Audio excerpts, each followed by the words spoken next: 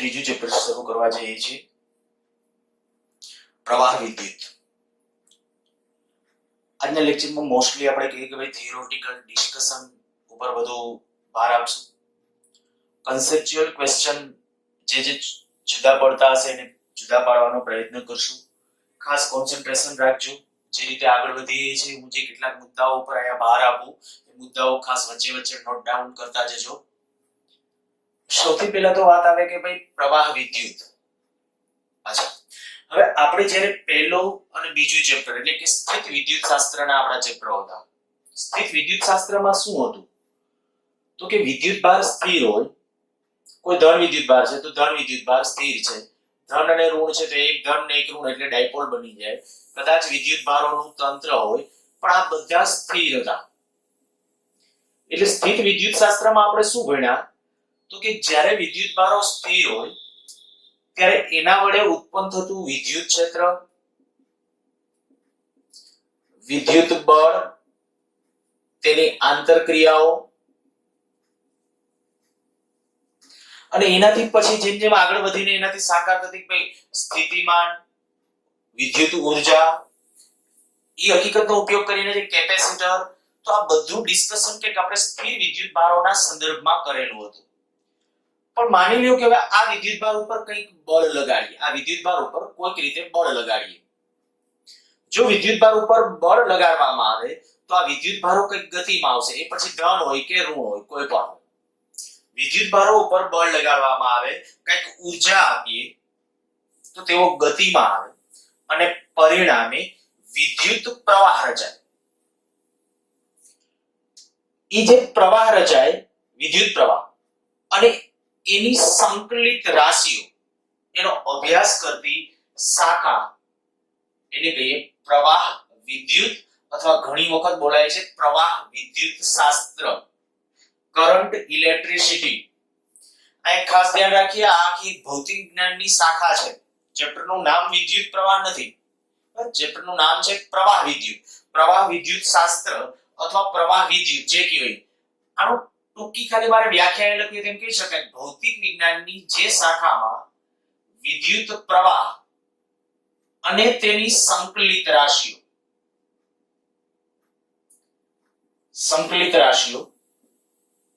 આનો અભ્યાસ થાય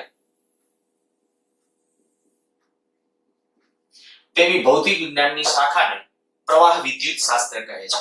તો હવે આપણા મગજમાં સતત હોવું જોઈએ કે ભાઈ પ્રવાહ વિદ્યુત શાસ્ત્ર એ કોઈ ખાલી એક રાશિની વાત નથી, આખું શાસ્ત્ર છે કે જેની અંદર શું વાત કરશે તો કે વિદ્યુત પ્રવાહ અને તેની સંકલિત રાશિઓ. સંકલિત મીન્સ કે સંકળાયેલી. હવે સંકલિત રાશિઓ કઈ કઈ હશે, કેવી રીતે હશે, આપણે આ ચેપ્ટરમાં ઘણી બધું ડિસ્કશન આપણે આગળ વધારવાનું છે. આથી ટૂંકમાં આપણે એમ કેવું તો કહી શકાય કે ભાઈ સ્થિત વિદ્યુત શાસ્ત્ર આપણું પૂરું મીન્સ કે વિદ્યુત ભારો સ્થિર હોય એની ડિસ્કશન છે. બહુ હવે આપણે એમસીક્યુ કે એના માટે જે વધારે કન્સિડર કરીએ એ વાત જુદી છે. બાકી હવે પછીની જે ડિસ્કશન છે એની અંદર મોસ્ટલી આપણે રહેશે ગતિમાન વિદ્યુત ભારો, એની સાથે સંકળાયેલું આપણું શાસ્ત્ર એટલે પ્રવાહ વિદ્યુત શાસ્ત્ર. અને આને સમજવા માટે આપણે ટેક્સ્ટબુક નો ટોપિક નંબર 1 એટલે કે એની આ 3.2 ટોપિક નંબર 3.2 વિદ્યુત પ્રવાહ પહેલા સમજીએ કે વિદ્યુત પ્રવાહ એટલે શું. તો ઓલરેડી ભણી ગયા છો પણ થોડું વધારે સારી રીતે સમજીએ કે ભાઈ પ્રવાહ વિદ્યુત એટલે શું. તો કે માની લો કે ભાઈ કેટલાક વિદ્યુત ભારો ધન કે ઋણ કોઈ પણ હોઈ શકે. અત્યારે હું સરળતાથી આમ કહું છું આ ધન વિદ્યુત ભારો કંઈક આવી રીતે આમ ગતિ કરે છે. માની લો કે આ ધન, આજે આ ધન વિદ્યુત ભારો આમ ગતિ કરે છે. આ બધા કતારમાં અત્યારે આમ લઉં છું. આ માની લો કે આ ધન વિદ્યુત ભારો આમ ગતિ કરે છે. કેટલાક ઇલેક્ટ્રોન્સ પણ ગતિમાં હોઈ શકે ખરા. આ બધા ધન વિદ્યુત. આવી રીતે માની લ્યો કે કેટલાક ઋણ વિદ્યુત ભારો પણ આની અંદર ગતિમાં છે. આની અંદર કેટલાક ઋણ વિદ્યુત ભારો માની લો કે આ ઋણ વિદ્યુત ભારો છે. આ રેડ વડે જે દર્શાવેલા છે બધા ઋણ વિદ્યુત ભારો સમજીએ. મેં ખાલી અત્યારે સમજૂતી સરળ પડે એટલે આવી રીતે. બાકી ધ્યાન રાખજો વિદ્યુત ભારોની ગતિ આવી કતારમાં તારબદ્ધ હોતી નથી. આ બધા મેં આમ જતા દર્શાવેલા છે. જરૂરી નથી કેટલાક વિદ્યુત ભારો આમ ઇલેક્ટ્રોન્સ માની લો કેટલાક ઇલેક્ટ્રોન્સ આમ પણ ગતિ કરતા હોય. એ રીતે કેટલાક ધન વિદ્યુત ભારો છે એ આમ પણ ગતિ કરતા હશે. માની લો કેટલાક ધન વિદ્યુત ભારો છે અહીંથી અહીં આપણે કે ધન વિદ્યુત ભાર કેટલાક ધન વિદ્યુત ભારો છે અહીંથી આ તરફ ગતિ કરે છે. જો આ જે વિદ્યુત ભારોની ગતિ છે એ વિદ્યુત ભારોની ગતિને લંબ કોઈ હું એક આડછેદની કલ્પના કરું, માની લો કે આ એક આડછેદને ધ્યાનમાં લીધેલું છે, વર્તુળાકાર આડછેદ, અત્યારે વિદ્યુત ભારોની ગતિની દિશાને લંબ, વિદ્યુત ભારો જેમના ગતિ કરે છે એની દિશાને લંબ એવું એક આડછેદ લીધેલું છે. માની લ્યો કે આ આડછેદમાંથી એક t સમયમાં, જો આ આડછેદમાં આપણે t સમય માટે ધ્યાન રાખીએ તો t સમયમાં કઈ ધન વિદ્યુત ભારો આમ જાય છે, કઈ ધન વિદ્યુત ભારો આમ જાય છે. માની લો કે નેટ એવો +q જેટલો ચાર્જ કોઈ એક તરફ, કાં તો આ તરફ કાં તો આ તરફ, નેટ આમાંથી કઈ ધન વિદ્યુત ભાર +q જેટલો, અને માની લો કે સાથે સાથે આ જે ઋણ વિદ્યુત ભાર એટલે કદાચ ઇલેક્ટ્રોન નો હોઈ શકે કે બીજો કોઈ પણ ઋણ હોઈ શકે, એ પણ આ આડછેદમાંથી પસાર થાય છે, અને t સમયમાં કુલ અથવા તો નેટ પસાર થતો વિદ્યુત ભાર એને હું q કહું તો q બરાબર આમ લખું છું, q પ્લસ q માઈનસ. જે ઓવરઓલ વિદ્યુત ભાર એક દિશામાં આમાંથી જે પસાર થયો છે ને તે આ બેનો સરવાળો, ખાસ અહીંયા બેઝિક સરવાળો લેવાનો છે, એટલે ખરેખર ઋણ વિદ્યુત ભાર જ્યારે હશે ત્યારે એને આપણે ઋણ સંજ્ઞા સાથે લેવાનો હોય જ, પણ અત્યારે મેં લખી નાખ્યું છે q માઈનસ એટલે કે ઋણ વિદ્યુત ભાર, એને આપણે સંજ્ઞા સાથે ત્યાં લખશું. ખાલી સમજવા માટે માની લ્યો કે આ જે મેં આડછેદ ધ્યાનમાં લીધું ને એમાંથી માની લ્યો કે ઓવરઓલ 5 લાખ ધન વિદ્યુત ભારો આમ ગયા, 2 લાખ આમ આવ્યા, તો ઓવરઓલ એમ સમજી શકાય 3 લાખ ધન વિદ્યુત ભારો આમ ગયા, 3 લાખ ધન વિદ્યુત ભારો આમ ગયા. એ રીતે માની લ્યો કે ઋણ વિદ્યુત ભારો છે, તો ઋણ વિદ્યુત ભારો છે એ આપણે 3 લાખ આમ ગયા અને 1 લાખ આમ આવ્યા, તો ઓવરઓલ 2 લાખ આમ ગયા. તો પરિણામી આ આડછેદમાંથી પસાર થતો નેટ વિદ્યુત ભાર એટલે કેટલો, તો કે 3 લાખ ધન વિદ્યુત ભારો અને 2 લાખ ઋણ વિદ્યુત ભારો. પછી એનો જે વિદ્યુત ભારો એ મૂકવાનો હોય, કારણ કે આ ધન એટલે પ્રોટોન કે ઋણ એટલે ઇલેક્ટ્રોન્સ, આવો ઉલ્લેખ નથી કરેલો, પછી જે કોઈ હોય ત્યાં તમારે વિદ્યુત ભાર મૂકવાનો છે. અચ્છા, તો અહીંયા એટલે આપણને ખબર પડી કે ભાઈ t સમયમાં કેટલો વિદ્યુત ભાર પસાર થાય છે, આ q જેટલો. હવે દેખીતી વાત આ છે કે t સમયમાં પસાર થતો વિદ્યુત ભારનો જથ્થો જે q છે એ t ના સમચલનમાં હોય. જો t બમણો સમય મીન્સ કે આ આડછેદ પાસે તમે બમણા સમય માટે ધ્યાન રાખશો તો બમણો વિદ્યુત ભાર નીકળશે. જે સમયના સમપ્રમાણની અંદર છે આ આડછેદમાંથી પસાર થતો વિદ્યુત ભારનો જથ્થો, અને આ આડછેદ કહું છું આપેલું આડછેદ, બરાબર, આપેલું કોઈ પણ આડછેદ છે એમાંથી પસાર થતો વિદ્યુત ભારનો જથ્થો એ સમયના સમચલનમાં છે. તો અહીંયા આપણે કહી શકીએ કે આ બેનો ગુણોત્તર અચળ, કે જો t બમણું કરો છો વિદ્યુત ભાર બમણો, તો આપણે કહી શકાય I બરાબર q upon p. તો આ આપણો વિદ્યુત પ્રવાહ જે તમે સૂત્ર ઓલરેડી ભણી ગયા છો, આના ઉપરથી આપણે વિદ્યુત પ્રવાહની વ્યાખ્યા આપીએ તો વ્યાખ્યા આપી શકાય આપણે એનો એકમ, તો એકમ કે શું, એમ્પિયર, એક એકમ એમ્પિયર અથવા કુલમ પ્રતિ સેકન્ડ, કુલમ પ્રતિ સેકન્ડ. આના ઉપરથી આ રીતે આમ પૂછાયેલું છે કે એમ્પિયર ઇન્ટુ સેકન્ડ કઈ ભૌતિક રાશિનો એકમ છે, તો એમ્પિયર ઇન્ટુ સેકન્ડ અહીં લખી નાખું છું, એમ્પિયર સેકન્ડ એ ખાલી જગ્યાનો એકમ છે. કઈ ભૌતિક રાશિ આવશે, તો કે વિદ્યુત ભાર. ગુજકેટમાં પૂછાયેલો ક્વેશ્ચન છે. અચ્છા, હવે આપણે જે ડિસ્કશન કરીએ છીએ ડિસ્કશનની અંદર કે આપણે આટલું ધાર્યું કે આ કોઈ એક આડછેદમાંથી કેટલાક વિદ્યુત ભારો આમ પસાર થાય છે, તો વિદ્યુત ભારો પસાર થતા એમાં મેં લંબ રૂપે આડછેદ એની ધારણા કરી, અને એમાંથી પસાર થતો વિદ્યુત ભારનો જથ્થો લીધો. માની લ્યો કે પહેલી સેકન્ડ માટે તો 1 સેકન્ડ માટે મેં આ ધ્યાન રાખ્યું અને આમાંથી q જેટલો વિદ્યુત ભારનો જથ્થો નીકળ્યો. બીજી હતી 1 સેકન્ડ માટે ધ્યાન રાખવું, પાછો q જેટલો નીકળે. ત્રીજી 1 સેકન્ડ માટે ધ્યાન રાખવું, પાછો q જેટલો નીકળે. જો સરખા સમયમાં આ કોઈ પણ આડછેદમાંથી પસાર થતો વિદ્યુત ભારનો જથ્થો સમાન હોય તો ત્યારે ઈ પ્રવાહ સ્થાયી પ્રવાહ કહેવાય. ધ્યાન રાખજો, શબ્દ બોલું છું, સ્થાયી પ્રવાહ અથવા સ્થાયી વિદ્યુત પ્રવાહ.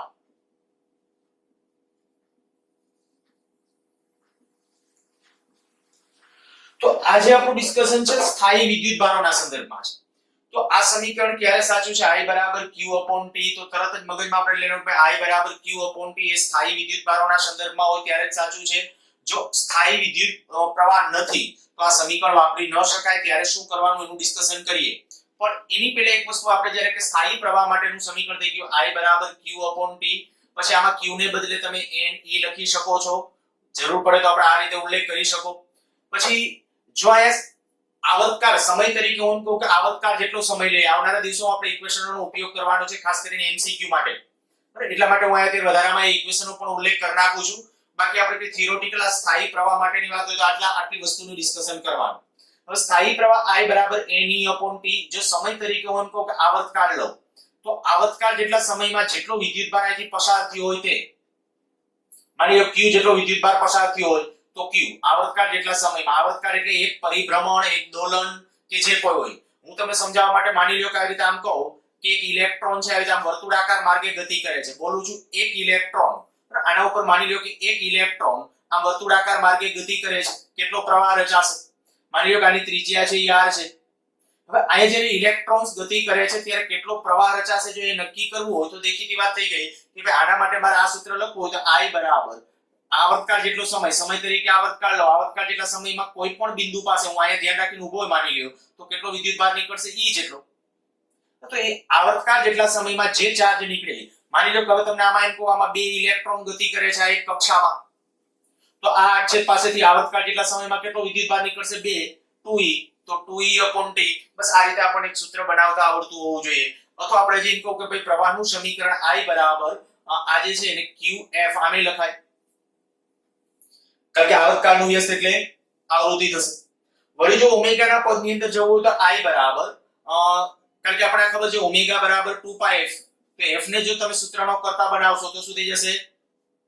Ω/2π. આ બધા સમીકરણો ખાસ MCQ માટે પછી આપણે ધ્યાનમાં રાખવાના છે. સ્થાયી પ્રવાહ માટેના આ બધા સૂત્રો આપણે લખેલા છે. અચ્છા, હવે એનાથી ડિસ્કશનમાં આગળ વધીએ અને એમ કે ભાઈ સ્થાયી પ્રવાહ ન હોય, જ્યારે કોઈ પણ આડછેદમાંથી વિદ્યુતભાર પસાર થાય છે, વિદ્યુતભાર આપણે એમ કીધું કે એકમ સમયમાં એટલે પહેલી સેકન્ડમાં માની લો કે 5 કુલમ નીકળો, બીજી સેકન્ડમાં 5 કુલમ, ત્રીજી સેકન્ડમાં 5 કુલમ તો સ્થાયી. પણ એમ કહું પહેલી સેકન્ડમાં 5 કુલમ, બીજી સેકન્ડમાં 6 કુલમ, ત્રીજી સેકન્ડમાં 7 કુલમ, 8મી સેકન્ડમાં વળી પાછો 5 કુલમ, તો ઈ બધો સ્થાયી નથી, બદલાતો જતો પ્રવાહ કહેવાય અથવા અસ્થાયી પ્રવાહ કહેવાય. તો એવા કિસ્સામાં શું કરાય? તો કે ત્યારે છે ને કોઈ આડછેદ લે અને અતિ નાના સમયગાળા, વ્યાખ્યા તો આ જ છે, માની લ્યો કોઈ આડછેદમાંથી ડેલ્ટા t સમયમાં ડેલ્ટા q જેટલો વિદ્યુતભાર પસાર થાય છે. આમે થયેલું છે કે ભાઈ ડેલ્ટા t સમયમાં ડેલ્ટા q, ડેલ્ટા t પછી આપણે અતિ નાનો રાખવાનો, બરાબર? ડેલ્ટા t અતિ સમયગાળો જેમ નાનો હશે એમ એક્યુરસી વધશે. તો ડેલ્ટા t સમયગાળામાં જો ડેલ્ટા q જેટલો વિદ્યુતભારનો જથ્થો પસાર થતો હોય તો હું એમ લખીશ કે સરેરાશ પ્રવાહ I આમ લખી શકાય બરાબર ડેલ્ટા q/ડેલ્ટા t. વ્યાખ્યામાં બીજો કોઈ ચેન્જ નથી, આયા જે હતી તે જ. આયા જે આપણે પ્રવાહની વ્યાખ્યા તમે 10મા ધોરણની અંદર જે વ્યાખ્યા યાદ રાખી ગયા છો, એકમ સમયમાં કોઈ પણ આડછેદમાંથી પસાર થતા વિદ્યુતભારના જથ્થાને વિદ્યુત પ્રવાહ કહેવાય. પછી વિદ્યુત પ્રવાહનો એકમ 1 એમ્પિયર કીધો. 1 એમ્પિયરની વ્યાખ્યા પૂછે તો કે 1 એમ્પિયર એટલે શું? તો કે વાહકના કોઈ પણ આડછેદમાંથી એકમ સમયમાં પસાર થતો વિદ્યુતભારનો જથ્થો 1 કુલમ હોય તો પસાર થતો વિદ્યુત પ્રવાહ 1 એમ્પિયર છે તેમ કહેવાય. પાછો આ સતત મગજમાં રાખજો કે ભાઈ 1 કુલમ એટલે કેટલા ઇલેક્ટ્રોન અથવા પ્રોટોન? તો 1 કુલમ એટલે 6.25 × 1018 ઘાત. બરાબર, આપણે અગાઉ ઓલરેડી ડિસ્કશન કરી ગયા છે. 1 કુલમ બરાબર 6.25 × 1018 ઘાત ઇલેક્ટ્રોન પરનો વિદ્યુતભાર. આ એક સ્ટેટમેન્ટ. એટલે કદાચ આપણે જરૂર પડે હું તમને એમ કહું કે ભાઈ કોઈ એકમ સમયમાં કેટલા ઇલેક્ટ્રોન પસાર થાય તો 1 એમ્પિયર પ્રવાહ છે, કે એકમ સમયમાં જો આટલા ઇલેક્ટ્રોન્સ નીકળી જાય કોઈ આડછેદમાંથી તો પસાર થતો પ્રવાહ 1 એમ્પિયર છે તેમ કહેવાય. તો આ પ્રવાહની આપણી વાત કરી, પણ આની અંદર મેં કીધું કે આ મોસ્ટલી આપણી જે ડિસ્કશન છે એ સ્થાયી પ્રવાહના સંદર્ભમાં છે. અને હવે જે હું વાત કરવા જાઉં છું કે ભાઈ અસ્થાયી પ્રવાહ અથવા તો જે કે સ્થિર નથી, તો એના માટે શું કીધું? કોઈ આડછેદ ધારી લીધો, કોઈ આડછેદ કદાચ આ આડછેદ ધારવો હોય તો ધારો, કોઈ વાંધો નહીં. કોઈ આડછેદમાંથી ડેલ્ટા t મેં એક નાનકડા સમય માટે ધ્યાન રાખ્યું છે, આખો મોટો સમયગાળો નહીં. આમાં તો પહેલા હું કદાચ એવું કહેતો તો સ્થાયી પ્રવાહમાં પહેલી સેકન્ડમાં જેટલો હતો એટલો બીજી સેકન્ડમાં એટલો ત્રીજી સેકન્ડમાં, પણ હવે હું અહીંયા એવું નથી કહેતો. અહીંયા આપણે એમ કહીએ કે ભાઈ કોઈ ડેલ્ટા ટી સમયમાં માત્ર ડેલ્ટા ક્યુ જેટલો વિદ્યુતભાર પસાર થાય છે, અને જો ડેલ્ટા ટી સમયમાં ડેલ્ટા ક્યુ વિદ્યુતભાર પસાર થાય તો એના ઉપર હું એમ કહું કે ભાઈ સરેરાશ પ્રવાહ આ કે આપણે ડેલ્ટા ક્યુ અપોન ડેલ્ટા ટી. જો ડેલ્ટા ટી સમયગાળો અતિ નાનો લઈ લ્યો, જો limit delta T tends to 0 લેવામાં આવે, સમયગાળો અતિ નાનો લઈ લઈએ તો શું થઈ જશે? તો કે તત્કાલીન પ્રવાહ 11th માં આપણે ભણી ગયા છે I બરાબર limit delta T tends to 0 delta Q upon delta T, અર્થાત કે આને લખી શકો dq અપોન dt. તો આપણું પરિણામ આવી ગયું I બરાબર dq અપોન dt. જો કે વધુ વ્યાપક સમીકરણ પ્રવાહનું આ છે, આ નહીં, કારણ કે આ તો માત્ર સ્થાયી પ્રવાહ માટે જ સાચું છે. આ ગમે ત્યારે સાચું છે. જ્યારે સ્થાયી પ્રવાહ નથી ત્યારે એની અંદર કારણ કે q સમય સાથે અચળ રહેવાનો, એમનેમ જ અચળ રહેશે. એટલે q ના ફેરફારનો દર અચળ છે ડાયરેક્ટલી આપણા માટે, એટલે ત્યારે પ્રવાહનું મૂલ્ય અચળ રહેશે. અને ત્યારે આપણે મેં કીધું પરિણામ તમને આમાં I બરાબર dq upon dt. જો કોઈ ટર્મિનોલોજી અચળ જળવાઈ રહેતી હોય તો અચળ તરીકે એને ખરેખર q અચળ એટલે એમ આમનો વિચાર હોય કે અચળ હોય તો અચળ પદનું વિકલન 0 થાય, પ્રવાહ 0, એમ નહીં. હું જે બોલું છું બરાબર ધ્યાન રાખજો. વિદ્યુતભારના બદલાવાનો દર, વિદ્યુતભારના બદલાવાનો દર, આ આપણે હમણાં હું આડછેદમાંથી એક પાછું એકવાર ફરીથી હતું, હું જે સ્ટેટમેન્ટ બોલું છું સમજજો. જે કીધું કે આ આડછેદ છે, આ આડછેદમાંથી વિદ્યુતભાર પસાર થાય છે. પહેલી સેકન્ડે કેટલો? માની લો કે 1 કુલમ, બીજી સેકન્ડે 1 કુલમ, ત્રીજી સેકન્ડે 1 કુલમ. એવી રીતે સતત ને સતત બદલાતો જાય છે. હવે અહીંયા હું શું કહું છું તો કે ડેલ્ટા ટી સમયમાં એક નાનકડો એવો સમય મેં ધ્યાનમાં રાખ્યો, નાનકડો સમય, બરાબર, ડેલ્ટા ટી અતિ નાનો સમય કે ભાઈ 0.1 સેકન્ડ માટે મેં ધ્યાન રાખ્યું, ત્યારે કેટલો વિદ્યુતભાર પસાર થયો? તો કે માની લો કે ભાઈ સમથિંગ ડેલ્ટા ક્યુ જેટલો, અતિ નાનો, બરાબર. આ નાનો કારણ કે સમયગાળો નાનો હોય તો ડેલ્ટા ક્યુ નાનો હશે, અને પરિણામે કહી શકાય કે આ પદ ખૂબ નાનું હશે. હવે શું કર્યું ભાઈ, એની અંદર જો આ સમયગાળો અતિ નાનો છે તો આને લખ્યું કે I બરાબર dq by dt, મીન્સ કે વિદ્યુતભારનું સમયની સાપેક્ષ વિકલન.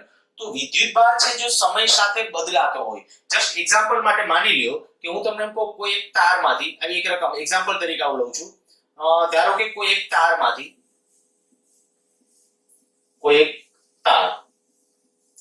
પ્રવાહ વહે છે, તેમાંથી વહેતા વિદ્યુતભાર ને q બરાબર 3t² - 2t + 1 અનુસાર આપી શકાય છે. તો I કેટલો? હવે કદાચ તમે સમજી ગયા છો કે વિદ્યુતભાર q સમય સાથે જે બદલાય છે ને તે, કે ભાઈ આયા હું સમય તરીકે 0 સમય લખું તો કેટલો 0 સમય એટલે શૂન્ય સમય કેટલો વિદ્યુતભાર હતો? એમ કે 1 કુલમ. પછી 1 સેકન્ડ લખું ત્યારે આમાં t બરાબર 1 સેકન્ડ લખું તો તરત કહેશું q બરાબર પાછું આપણા પાસે કેટલું આવી જશે? જે એક મૂકશો એટલે 3, આ એક મૂકશો એટલે પાછું 2, એટલે 2 થઈ જશે. q બરાબર ઓવરઓલ કેટલું થઈ જશે? 2 કુલમ. તો અહીંયા જ્યારે પછી 2 મૂકશો તો એનું મૂલ્ય q નું મૂલ્ય જો તો તમે જોઈ શકો છો q નો જે છે પહેલી સેકન્ડે જેટલો વધારો થયો હોય એટલો બીજી સેકન્ડે જરૂરી નથી. તો એ જે પરિસ્થિતિ છે એ પરિસ્થિતિ ખાસ તમારે કન્સિડર કરવાની. એટલે q નું તમારે શું કરવાનું? t ની સાપેક્ષ વિકલન કરી નાખવાનું, અને પછી આપણે કહી શકાય તો પ્રવાહ I પણ ક્યારે? તો માની લો કે t બરાબર 1 સેકન્ડે 2 સેકન્ડે, t બરાબર 1 સેકન્ડે, બરાબર. આપણે જ્યારે આવો પ્રશ્ન કોઈ એક તારમાંથી પ્રવાહ વહે છે અને તેમાંથી વહેતો વિદ્યુતભાર આ રીતે આપી શકાય છે. તો t બરાબર 1 સેકન્ડે પ્રવાહ કેટલો હશે? બહુ સિમ્પલ થઈ ગયું. આનું જ્યારે વિકલન કરી નાખો I બરાબર હું ડાયરેક્ટ લખી નાખો અહીંયા dq upon dt. જો dq upon dt લખવાનું વિકલન કેટલું થઈ જાય? 6t - 2, અને t ને t બરાબર 1 મૂકી દેશો, આ t બરાબર 1 મૂકશો કેટલું આવશે? 4 એમ્પિયર. તો આનો અર્થ એવો થઈ ગયો કે ભાઈ 1 સેકન્ડે 4 એમ્પિયર કરંટ હશે, બીજા કોઈ સમયે પાછો જુદો હશે. તો આવા પ્રવાહને કહેવાય અસ્થાયી પ્રવાહ, એટલે કે બદલાતો પ્રવાહ, બીજી રીતે ગણીએ તો. તો આપણા માટે હવે આટલી વસ્તુ, અચ્છા વિદ્યુત પ્રવાહના એકમ, પારિમાણિક સૂત્ર આ બધું આપણને આવડતું હોવું જોઈએ, અને સહેલાઈથી કે વિદ્યુત પ્રવાહ અદિશ કે સદિશ, તો તો વિદ્યુત પ્રવાહ કહેશું અદિશ રાશિ, એની કોઈ દિશા હોતી નથી. હા, જ્યારે કોઈ આપણે કહીએ કે દાખલા તરીકે આપણે કહીએ કે આવી રીતે આમ માની લો કે આ બેટરી છે, એને જ્યારે આપણે કોઈ આમ કનેક્શન આપશું ત્યારે આપણે કહીએ વિદ્યુત પ્રવાહ છે આવી રીતે આમ વહે છે, વિદ્યુત પ્રવાહ આવી રીતે આમ, તો તરત કહેશું ભાઈ વિદ્યુત પ્રવાહને તો વર્ણન કરવા માટે દિશા જરૂરી છે, તો પછી સદિશ કે અદિશ? વર્ણન કરવા માટે ભલે દિશા જરૂરી, ખરેખર દિશા કેની દિશા છે? તો કે વિદ્યુત ભારોની ગતિની દિશા છે. વિદ્યુત પ્રવાહ એટલે તો માત્ર ટેકનિકલ ટર્મિનોલોજી આટલી જ કે વાહકના કોઈ પણ આડછેદમાંથી એકમ સમયમાં પસાર થતો વિદ્યુત ભારનો જથ્થો, અને જેટલા પ્રોટોન કે જેટલા ઇલેક્ટ્રોન્સ જે કાંઈ નીકળતા હશે એ જથ્થો, એટલે એને કહેવાય આપણો વિદ્યુત પ્રવાહ. એના માટે કોઈ દિશા ધ્યાનમાં નથી રાખવાની હોતી.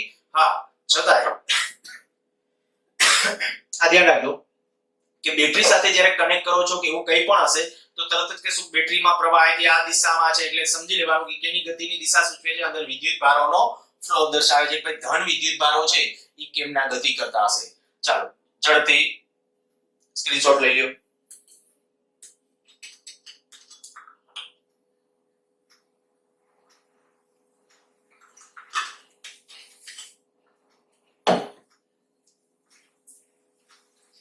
વિદ્યુત પ્રવાહની ખાસ આ તો આપણે ખાલી ફંડામેન્ટલ એકદમ સાદું કે વિદ્યુત પ્રવાહ શું છે એનો એકમ પારિમાણિક સૂત્ર છે. એક બીજો પ્રશ્ન આવે છે, માની લો કે ઊંધો કરીને આ પૂછું, રેર કેસમાં એવા ક્વેશ્ચન પૂછી શકે તમને. માની લો કે પ્રવાહ આપી દઉં કે કોઈ એક વાહકમાંથી વહેતો પ્રવાહ Q બરાબર 3t, ઓકે ત્યાં કદાચ નહીં દેખાય, અહીંયા લખી નાખું છું.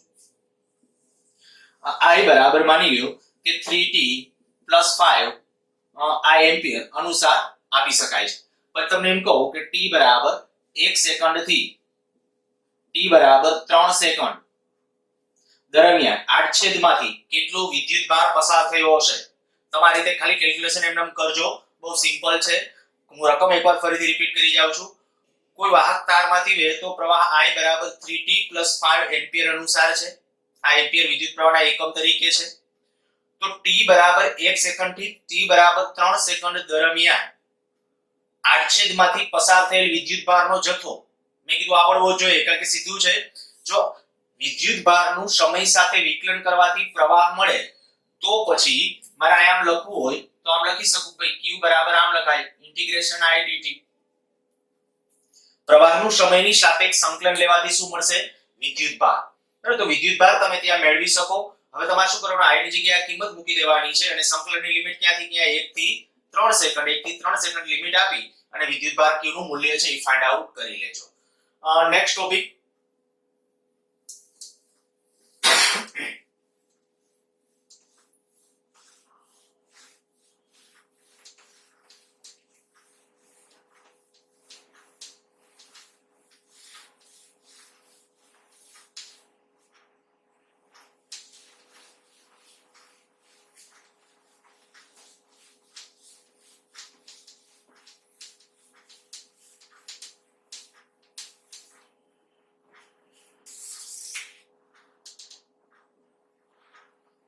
નંબર આમ 3.3 સુવાહકો માં વિદ્યુત પ્રવાહ.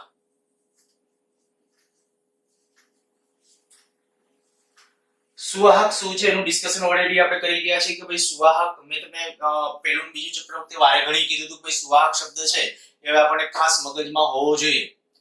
જ્યારે ધાત્વિય સુવાહક બીજા કોઈ પણ વિદ્યુત ભાર, એક વસ્તુ એક પાછું એ ધ્યાન રાખજો, વિદ્યુત પ્રવાહના વહન માટે એવું જરૂરી નથી ધન વિદ્યુત ભાર ગતિ કરે, ઇલેક્ટ્રોન્સ ગતિ કરે, કોઈ પણ ગતિ કરે.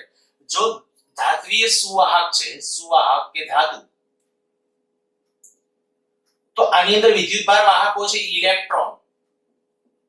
શું કામ એનું ડિસ્કશન તો હમણાં કરું છું. પણ માની લો કે આયનીકરણ પામેલ વાયુ, આયનીકરણ પામેલ વાયુ, તો એમાં કોણ હોય તો કે ધન આયન અને ઇલેક્ટ્રોન, ધન આયન અને ઇલેક્ટ્રોન્સ. વિદ્યુત દ્રાવણ હોય, કેમિસ્ટ્રીમાં ભણો છો તમે, તો વિદ્યુત દ્રાવણ ઇલેક્ટ્રોલાઇટ, તો ધન અને ઋણ આયનો,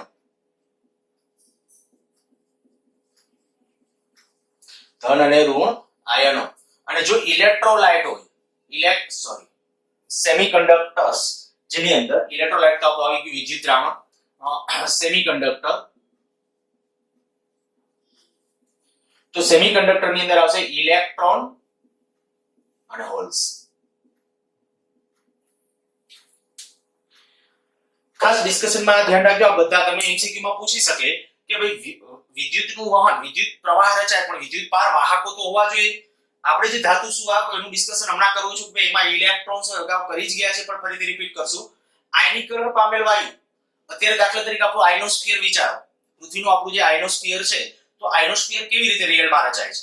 તો કે ખરેખર પેલા પ્રારંભના તબક્કે શું વિચારી શકો, માની લો બહુ ઝડપથી કહું છું, આ પૃથ્વી છે, પૃથ્વીની આજુબાજુ આ વાયુના જુદા જુદા આપણે કહી શકીએ એની ઘનતા અનુસાર જુદા જુદા લેયરો છે. આવી રીતે આયા વાયુના જુદા જુદા ઘનતા અનુસાર લેયરો છે.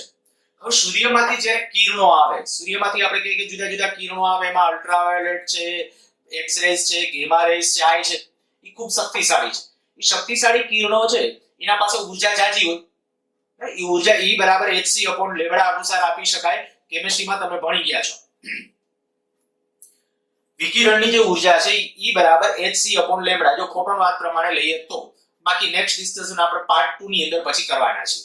અચ્છા, આ જ્યારે વિકિરણો છે આની અંદર આપણે કહીએ ભાઈ જ્યારે પસાર થશે, વિકિરણો પસાર થાય ત્યારે શું થાય? તો કે અહીંયા જે વાયુ છે એ વાયુ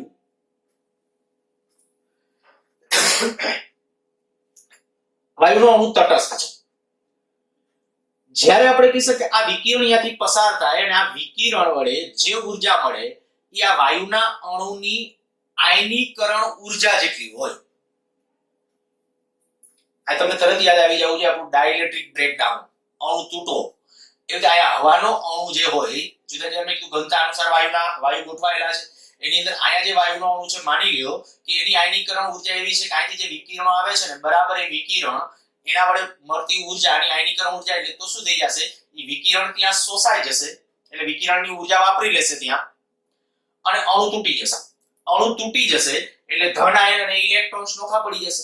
ધન આયન એક ધન બની જશે, સામે ઇલેક્ટ્રોન્સ નોખા. એટલે આયનોસ્ફિયર ખરેખર કેવી રીતે રચાયેલું છે ને એનું રીઝન આ છે.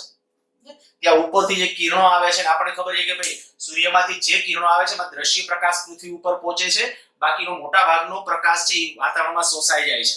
એટલે એમાં અલ્ટ્રાવાયોલેટ હોય, પછી ગેમા રેઝ, એક્સ રેઝ, ભલે એનું પ્રમાણ પ્લસ માઇનસ હોઈ શકે, પણ જે મેં કીધું ઉપલા સ્તરોની અંદર એ શોષાઈ જાય છે.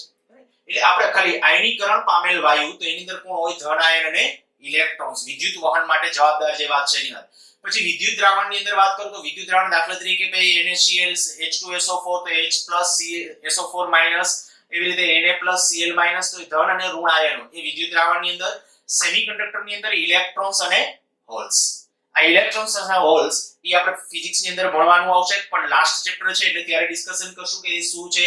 પછી થોડી ગમતી વાત છે હોલ્સ માટેની, એની માટેની કરશું, પણ એ વાત આવશે સેમીકન્ડક્ટર. તો તમને 12th પૂરું કરશો ત્યાં સુધીમાં આટલી વસ્તુ છે તમારે ખાસ ભણવાની છે, નોટ ડાઉન કરી લેજો, કામ આવશે. ધાત્વિક સુવાહકોની અંદર ઇલેક્ટ્રોન્સ કેવી રીતે, હવે એના ડિસ્કશનમાં જાઉં છું. જોઈ લો, નોટ ન કર્યો તો કરી નાખો ઝડપથી. જ્યારે સુવાહકની વાત છે, માની લો કે આ કોઈ ધાતુ સુવાહક, અને હું એક જ ઉદાહરણ વારાફરતી જ્યારે ટોપિકની ચર્ચા થાય ત્યારે એક જ લઉં છું કે ભાઈ લોખંડ છે, તો માની લો કે લોખંડનો પરમાણુ જ્યારે Fe+2 બને અને 2 ઇલેક્ટ્રોન મુક્ત થાય, તો શું હોય? તો કે Fe+2 આયનો નિશ્ચિત અંતર રાખીને ચોક્કસ બિંદુ પાસે ગોઠવાયેલા હોય.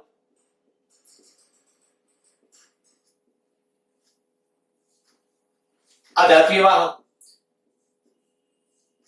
એની અંદર નિશ્ચિત અંતર રાખીને ચોક્કસ બિંદુ પાસે ગોઠવાયેલા છે. આ બધા ધન આયનો Fe+2.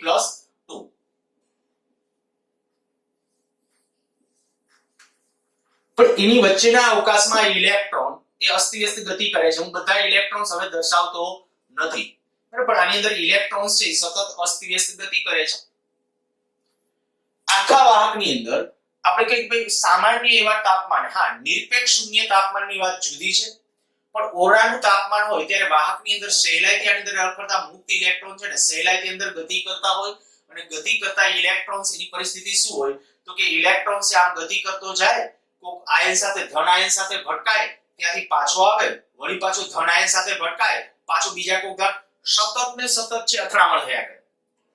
જો કે આયા વધુ સારી રીતે અને સાચી રીતે તમને આયા કહી દઉં, આપણા ટેક્સ્ટ બુકમાં એ ઉલ્લેખ નથી, પણ ખાસ કન્સેપ્ટ વ્યવસ્થિત ક્લિયર થાય એટલા માટે તમને કહી દઉં.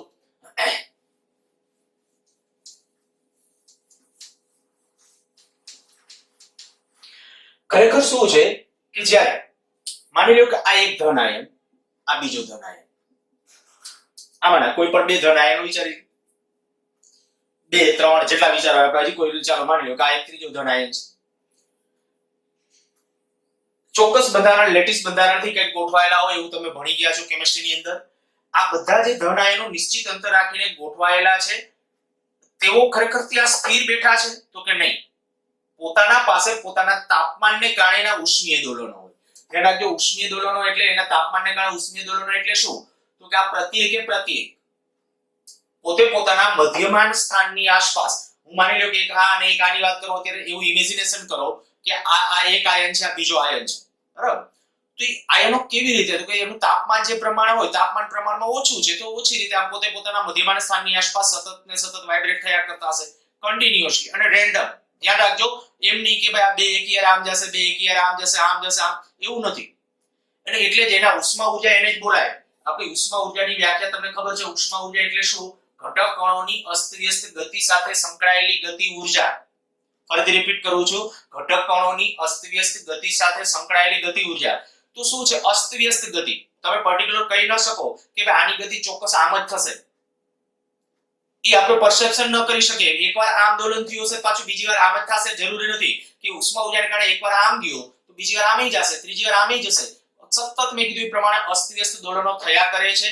અને અસ્તવ્યસ્ત દોલનો જ્યારે આ બધા પોતાના મધ્યમાન સ્થાનની આસપાસ ઉષ્મીય દોલનોને કારણે જ્યારે દોલનો કરે તો તમે વિચારી શકો કે આ એક ધન વિદ્યુતભાર આયન છે, એની આસપાસ એનું પોતાનું વિદ્યુત ક્ષેત્ર હશે. હવે એ જે વિદ્યુત ક્ષેત્ર જો બે આ બધા અનંત અંતરે હોત તો વિદ્યુત ક્ષેત્ર આપણને ખબર છે ધન વિદ્યુતભાર હોય તો એનું એકલાનું વિદ્યુત ક્ષેત્ર કેમ હોય? ત્રિજ્યાવર્તી બારે, આ ત્રિજ્યાવર્તી બારે દર્શાવાય.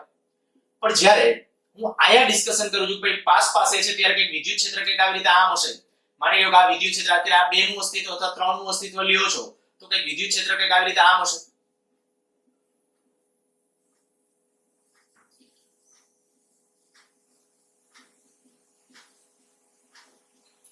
આ વચ્ચે અહીંયા વિદ્યુત ક્ષેત્ર 0 થવું જોઈએ, બરાબર? એટલે આ ક્ષેત્ર રેખાઓ ના હોય. એટલે રિયલ હવે થાય છે શું કે જ્યારે માની લ્યો આ ધન કાઢી નાખું છું, આ બે ધન આયનો છે એવું સમજીએ છીએ અને વચ્ચેના વિસ્તારમાં આ વિદ્યુત ક્ષેત્ર કેવું હશે? 0, બરાબર? બાકી આપણે કે ક્ષેત્ર રેખાઓ અહીંથી આમ જઈ કે આમ અપાકર્ષણને કારણે આની ક્ષેત્ર રેખાઓ આમ વહી જતી હશે, આની આમ વહી જતી હશે, એવી રીતે હશે. હવે આપણે વાત આ છે કે ખરેખર આ પોતે જ્યારે ધન આયન ગતિ કરે છે પોતે પોતાના મધ્યમાન સ્થાનની આસપાસ, બરાબર? સતત પોતે પોતાના મધ્યમાન સ્થાનની આસપાસ જ્યારે દોલનો કર્યા કરે છે ત્યારે એની વચ્ચેનો જે અવકાશ છે ત્યાં જે વિદ્યુત ક્ષેત્ર હશે એ વિદ્યુત ક્ષેત્ર એ ફિક્સ હશે કે બદલાતું હશે? તો તરત ખબર પડી જવી જોઈએ કે ભાઈ આ નજીક આવતા હોય, ક્યારેક દૂર જતા હોય તો આ જે વિસ્તારનું વિદ્યુત ક્ષેત્ર છે ને વિદ્યુત ક્ષેત્ર સમય સાથે સતત બદલાય. વિદ્યુત ક્ષેત્ર જ્યારે સમય સાથે સતત બદલાય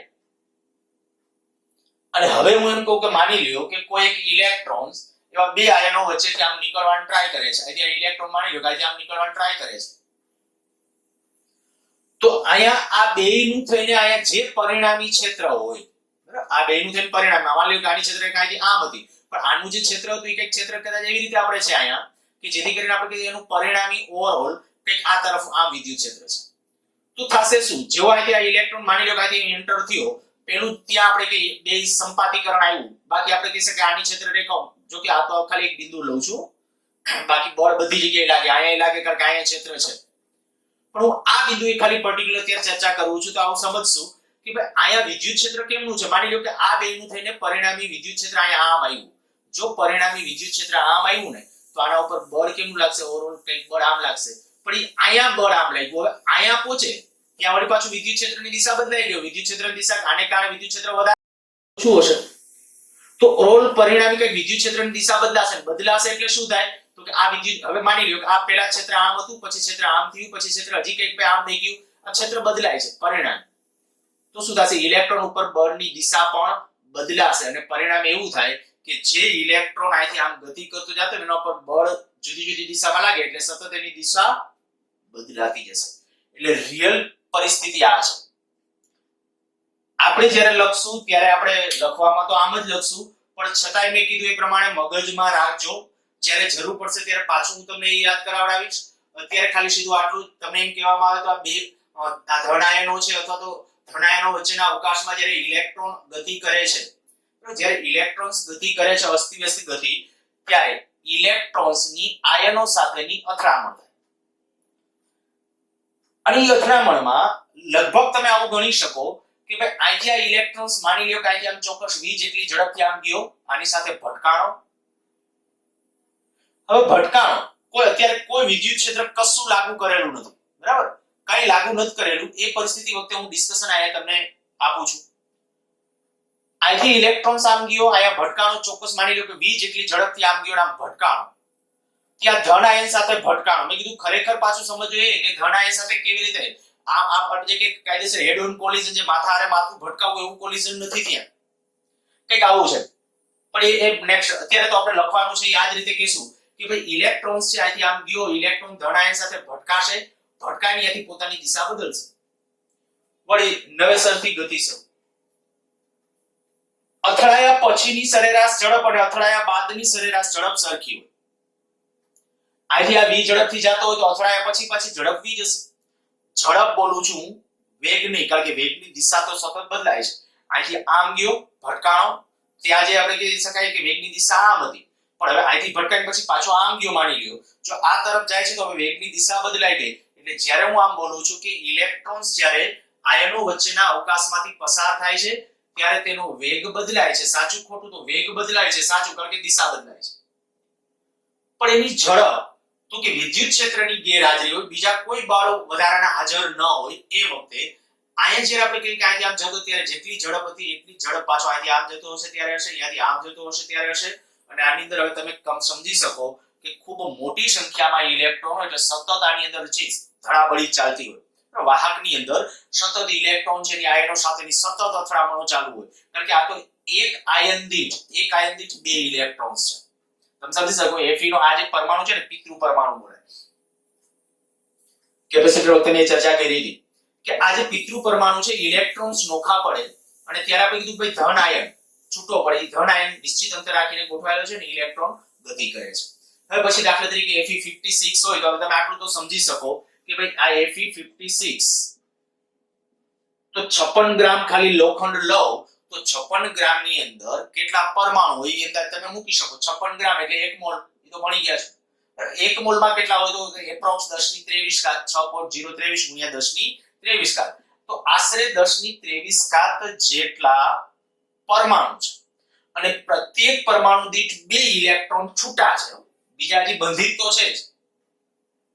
કારણ કે તમને ખબર છે કે ભાઈ લોખંડનો પરમાણુ ક્રમાંક 26 હોય તો 26 ઇલેક્ટ્રોન એક પરમાણુમાં હશે. પણ એમાંના ખાલી છૂટા જો મારે કેલ્ક્યુલેટ કરવા હોય તો આશરે છૂટા ઇલેક્ટ્રોન્સ કેટલા? તો આશરે છૂટા ઇલેક્ટ્રોન થાય 2 ગુણ્યા 6.023 ગુણ્યા 10 ની 23 ઘાત.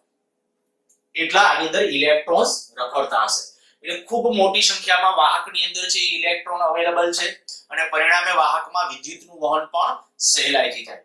ઓકે, ટેક્સ્ટ બુક બેઝ થોડા ડિસ્કશનમાં આવી જઈએ. હું જ્યારે અહીંયા વાત વિચારતો ભાઈ કોઈ વાહક છે, ધાત્વિય વાહક છે, ત્યારે ધાત્વિય વાહકની અંદર પોતાના તાપમાન અનુસાર સતત ઉષ્મીય દોલનો થયા કરે છે. અને એ જે ઉષ્મીય દોલનો ચાલુ છે ત્યારે હું કોઈ એક વખતે માની લ્યો કે આ એક આડછેદની એક ઇમેજિનેશન કરું. હું આ એક આડછેદ પાસે ધ્યાન રાખીને બેઠો છું. જો ધાત્વિય સુવાહક છે તો હવે આટલું તો મગજમાં રાખશું કે આ ધાતુના આ જે ધન આયનો છે, ખરેખર ધન આયનો કોઈ ગતિ કરતા કારણ કે પોતે મધ્યમાન સ્થાનની આસપાસ બેસી ગયા છે, પોતાનું ઘર છોડીને જતા નથી. પણ આ ઇલેક્ટ્રોન છે ને એની ભાટકવાની પ્રકૃતિ છે, બરાબર? એ ચારે બાજુ એક ઘરેથી બીજા ઘરે જાય, અથડામણ થાય એટલે ફડાકા ખાય, ત્યાંથી પાછો જાય, વળી પાછો ફડાકા ખાય, પાછો જાય, સતત ને સતત એની અથડામણ ચાલુ છે. માની લ્યો કે હું આ કોઈ એક આડછેદ વિચારું, મેં કીધું આયા આપણે આડછેદનું ઇમેજિનેશન કરીએ, તો એ આડછેદમાંથી અમુક સંખ્યામાં ઇલેક્ટ્રોન્સ આમ ગયા છે, અમુક સંખ્યામાં ઇલેક્ટ્રોન્સ આમ પણ આવ્યા છે. અસ્તવ્યસ્ત ગતિ છે, સતત મગજમાં રાખજો. મેં કીધું કેટલાક ઇલેક્ટ્રોન આમ જાય છે તો આમ આવતા જશે, સતત ને સતત અંદર મેં કીધું ધડાબડી ચાલે છે.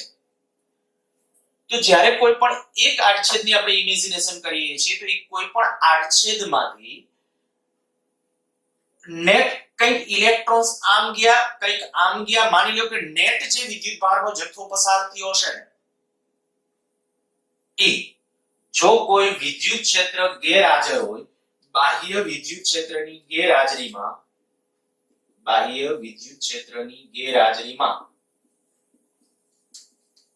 હું એક કોઈ પણ આડછેદ લઉં, કદાચ મેં કીધું અહીંયા હું આડછેદ ખાલી અત્યારે સમજવા ખાતર માની લો કે આ આડછેદ, આ આપણે આડછેદ ધ્યાનમાં લીધેલો છે. પછી તમે નળાકાર લઈને એવી રીતે આડછેદ વિચારો તો વિચારી શકો. તો કે આ આડછેદમાંથી સરેરાશ રીતે પસાર થતા ઇલેક્ટ્રોનની સંખ્યા શૂન્ય હોય માટે કોઈ જ પ્રવાહ વહેતો નથી.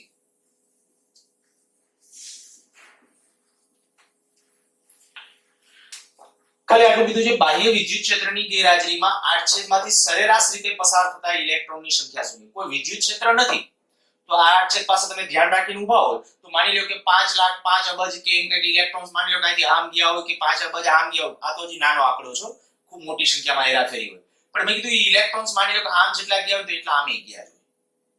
કારણ કે કોઈ ત્યારે નેટ એવું વાહકના અંદરના વિસ્તારનું વિદ્યુત ક્ષેત્ર કેવું હોય? શૂન્ય. બસ એ હકીકત. તો આ નેટ અંદરના વિસ્તારમાં વિદ્યુત ક્ષેત્ર ક્યારે શૂન્ય થઈ શકે તમે સમજી શકો. નેટ વિદ્યુત ક્ષેત્ર ત્યારે અને ત્યારે જ શૂન્ય પોસિબલ છે કે જ્યારે કોઈ પણ આડછેદ માટે આપણે જે આડછેદ અત્યારે મેં ધ્યાનમાં લીધું છે તો આ વિદ્યુત ક્ષેત્ર અત્યારે કે આ આડછેદમાંથી જો સરેરાશ પસાર થતા ઇલેક્ટ્રોનની સંખ્યા શૂન્ય હોય ને તો જ. કારણ કે માની લો કે આમ તમે કહી દીધું કે 5 લાખ ઇલેક્ટ્રોન અહીંથી આમ આવ્યા તો આ બાજુ ઋણ ચાર્જ વધી જાય, આ બાજુ ધન ખુલ્લો થઈ જશે. તો હવે અહીંયા ધન ખુલ્લો થાય ત્યાં વિદ્યુત ક્ષેત્ર 0 હોતું નથી. એટલે ખાસ ધ્યાન રાખીએ, વાહકના અંદરના વિસ્તારમાં નેટ વિદ્યુત ક્ષેત્ર કેવું રહેવું જોઈએ? 0. વળી પાછું હમણાં ઓલા મેં બે ધન આયનો દોર્યા હતા અને વળી પાછું અહીંયા વિદ્યુત ક્ષેત્ર હોય એ મગજમાં નહીં તો ડિસ્ટર્બ કરશે. ધ્યાન રાખજો, ઈ વિદ્યુત ક્ષેત્ર તો છે જ, દરેકે દરેક આમાંના વિદ્યુત ભારને એનું વિદ્યુત ક્ષેત્ર હોય જ, પણ નેટ વિદ્યુત ક્ષેત્ર કેવું થાય? અંદરના વિસ્તારનું નેટ વિદ્યુત ક્ષેત્ર 0 થશે.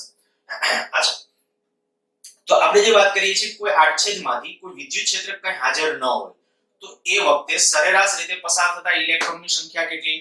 શૂન્ય. અને પરિણામે બાહ્ય વિદ્યુત ક્ષેત્રની ગેરહાજરીમાં કોઈ જ પ્રવાહ વહેતો હોતો નથી. અચ્છા, નેક્સ્ટ માની લો કે આ જે વાહક છે, હવે આમાં ધન આયનોની દર્શાવતો નથી, પણ માની લ્યો કે હું આ વિદ્યુત ક્ષેત્ર આમ લાગુ કરું, આ વિદ્યુત ક્ષેત્ર. હવે વિદ્યુત ક્ષેત્ર કેવી રીતે લાગુ કરવું છે એને સમજવા માટે કામ કરીએ, ટેક્સ્ટ બુક પ્રમાણે જ આકૃતિ ડ્રો કરીએ.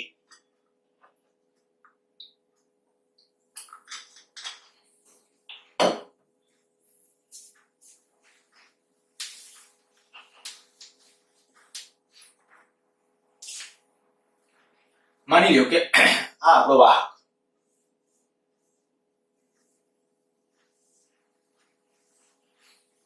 હવે જ્યારે હું વાહક બોલું એટલે તમારા મનમાં આ સંકલ્પના તો ઊભી થઈ જવી જોઈએ કે ભાઈ ધન આયનો નિશ્ચિત અંતરે છે, વચ્ચે ઇલેક્ટ્રોન સતત અસ્તવ્યસ્ત ગતિ કરે છે. જો હું આવું કરું કે આ વાહકનું જેટલું આડછેદ છે ને એવા વર્તુળાકાર આડછેદ કોઈ પ્લેટ ઉપર, વર્તુળાકાર પ્લેટ માની લો, અવાહક પ્લેટ કીધું, બરાબર? ટેક્સ્ટ બુક પ્રમાણે કહું છું એટલે બાકી એવું જરૂરી હોતું નથી. આપ મેં કીધું કે આ એક સુવાહક, આ સુવાહક કહું છું. બે અવાહક પ્લેટો લીધી, આ પ્લેટ ઉપર માની લ્યો કે હું ઋણ ચાર્જ મૂકું છું, એટલો જ આની પ્લેટ ઉપર આ બાજુ એક બીજી પ્લેટ, આ પ્લેટ ઉપર એટલો જ ધન વિદ્યુત ભાર મૂકું છું, એટલે ઈ પ્લેટો અવાહક કહું છું. આ અવાહક, આ બંને અવાહક. શું કામ? આપણે વિદ્યુત ક્ષેત્ર લાગુ કરવું છે, બરાબર? બાકી બીજી કોઈ રીતે લાગુ કરી શકો, પણ મેં કીધું કે અત્યારે આપણે જે ટેક્સ્ટ બુકમાં ડિસ્કશન છે એ પ્રમાણે જો વિચારો તો આ પહેલા આપણે કીધું કે એક ચોક્કસ L લંબાઈનો માની લ્યો કે વાહક હતો, વાહક નળાકાર તાર કે એવા આકારનો આપણે તાર લીધેલો છે, અને એના એક છેડે ધન વિદ્યુતભાર, બીજા છેડે એટલા જ મૂલ્યનો ઋણ, એ અવાહક વર્તુળાકાર તકતીઓ રાખી સપાટીના સંપર્કમાં રાખી દીધી. હવે શું થશે તો કે તરત અહીંયા વિદ્યુત ક્ષેત્ર રચાશે. વિદ્યુત ક્ષેત્ર કેમનું હોય? ધનથી ઋણ તરફ. હવે ધનથી ઋણ તરફનું વિદ્યુત ક્ષેત્ર હોય તો આ ધનથી ઋણ તરફનું જ્યારે વિદ્યુત ક્ષેત્ર હશે ત્યારે શું થાય? ઇલેક્ટ્રોન ઉપર કેમનું બળ લાગે? તો કે ઇલેક્ટ્રોન્સ ઉપર બળ આમ લાગશે. ઇલેક્ટ્રોન આથી આમ ઢસડાશે.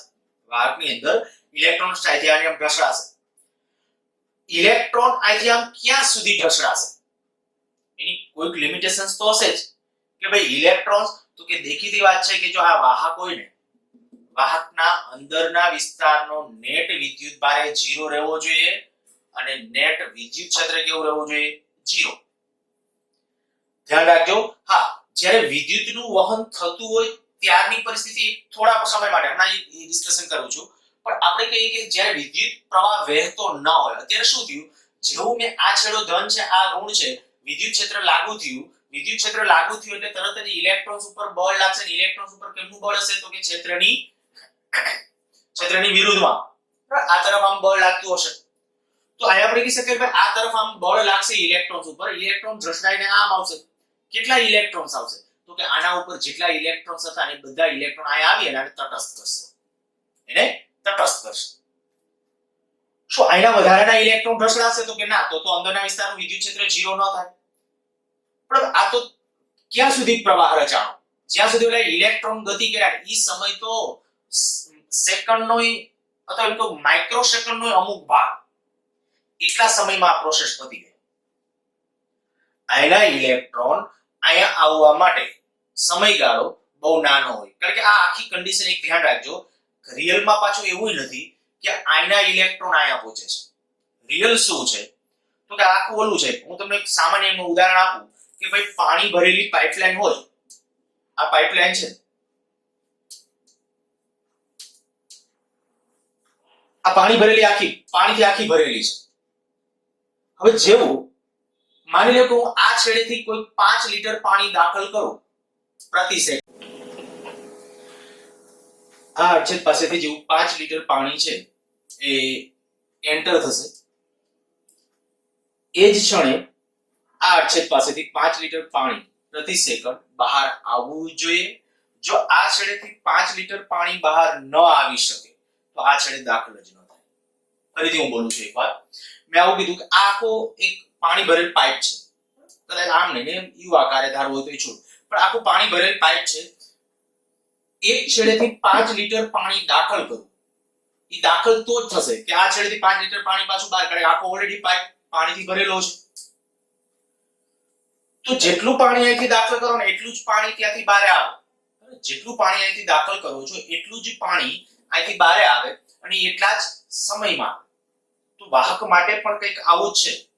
જ્યારે આપણે આ ડિસ્કશન કરીએ છીએ, એકવાર કંઈક સ્ટેટ બોર્ડની અંદર કંઈક આવો કંઈક ક્વેશ્ચન હતો કે જ્યારે આપણા ઘરની અંદર જે સ્વિચ બોર્ડ કે કહીએ, સ્વિચ બોર્ડ થી પંખા સુધીનું અંતર કે ટ્યુબલાઇટ સુધીનું જે અંતર હોય એ અંતર 2-3 મીટર કે એવું કંઈક હોય. હવે રિયલ હકીકત તો એવી હોય કે આ દાખલા તરીકે આપણે આ વાહક છે તો વાહકમાં આયનો ઇલેક્ટ્રોન આયા આવે, ભટકાય, આમ આવે, જાય, કન્ટિન્યુઅસ સતત અથડામણ થતા આયા પહોંચે ને ત્યાં સુધીનો સમય તો નોંધપાત્ર એવો મોટો હોય. નોંધપાત્ર એટલે 2 સેકન્ડ, 8 સેકન્ડ, 10 સેકન્ડ વધારે પણ હોઈ શકે. ડિપેન્ડ્સ કે વાહક કયો છે. પછી એનું કેલ્ક્યુલેશન આપણે કરતા શીખશું 5-6 લેક્ચર પછી. અત્યારે ખાલી આપણે આ ડિસ્કશન કરીએ છીએ કે ભાઈ આનો જે ઇલેક્ટ્રોન છે, ઇલેક્ટ્રોન્સ આયા પહોંચવા માટે રિયલમાં તો જાજો સમય છે. તો પછી આપણે કે ઘરમાં જ્યારે આપણે સ્વિચ ઓન કરીએ એટલે ત્યાંથી ઇલેક્ટ્રોન નીકળે અને ઈ ઇલેક્ટ્રોન પંખામાં જઈ અને પંખાને ચાલુ કરાવે એના માટે તો વાર લાગે. તો પછી શું કામ સ્વિચ ચાલુ કરતા પંખો તરત જ ચાલુ થાય છે કે બલ્બ ચાલુ કરતાની સાથે તરત ચાલુ થાય છે? તો કારણ તમે આ કહી શકશો ત્યાં કે અહીં રચાતા વિદ્યુત ક્ષેત્રો પ્રકાશની ઝડપે રચાય. બહુ સાદી ભાષામાં કહું તો અહીંયા આવી જાવ પાછા કે ભાઈ અહીંયા ઇલેક્ટ્રોન હતો, જેવો એક ઇલેક્ટ્રોન અહીંયા વધારાનો મૂક્યો ને તો બીજો એક ઇલેક્ટ્રોન અહીંથી પાછો અહીંયા આવવો જોઈએ. આ એકી સાથે થતી ઘટના છે. જો એને તમારે હજી વધુ સારી રીતે ફીલ કરવું હોય તો આપણે આ માની લઈએ કે અહીંયા આપણી શું મર્યાદા હતી કે અહીંથી જે ઇલેક્ટ્રોન્સ આવ્યા એ બધા ઇલેક્ટ્રોન્સ મેં કીધું અહીંયા આવીને આને તટસ્થ કરે છે, બરાબર? આને તટસ્થ કરી નાખે છે.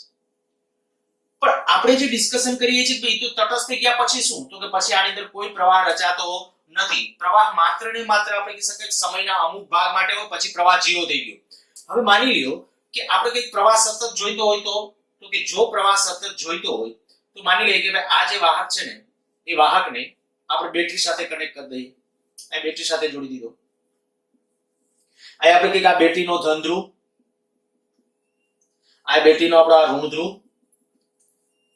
વિદ્યુત ક્ષેત્ર કેમનું રચાણું તો કે અહીંથી આ તરફનું હવે કન્ટિન્યુઅસ વિદ્યુત ક્ષેત્ર છે, વાહકના અંદરના વિસ્તારમાં છે આ વિદ્યુત ક્ષેત્ર, અને પરિણામે સતત શું થશે, સતત વિદ્યુત ભાર અહીંથી આમ ગઈ.